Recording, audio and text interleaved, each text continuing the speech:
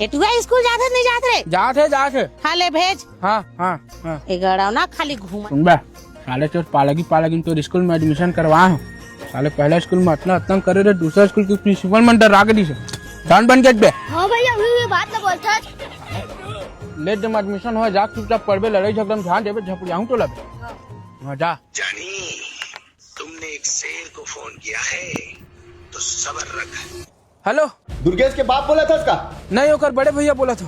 मैं स्कूल के प्रिंसिपल बोला था, जल्दी आओ स्कूल। अरे तो बताऊ सर, का होगे बताऊ। अरे आवे तब बताऊ ना जी। हाँ ये तो तुरंत आता मैं, तुरंत आता। अपन माँ बाप हा अपन लड़का ला पढ़ाई बार भेजते और तोर भाई यहाँ गुंडागर्दी करे थे, यही संस्कार दे है।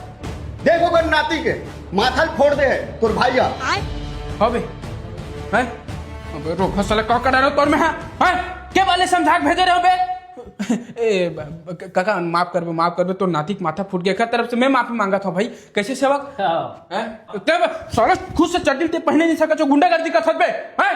साले बता कर माथा काबर फोड़े। एक मिनट सर, बता नहीं झुले डरू तो बता, बोला पूछो लवली काबर ला भेजा दी से। हे प्रभु साले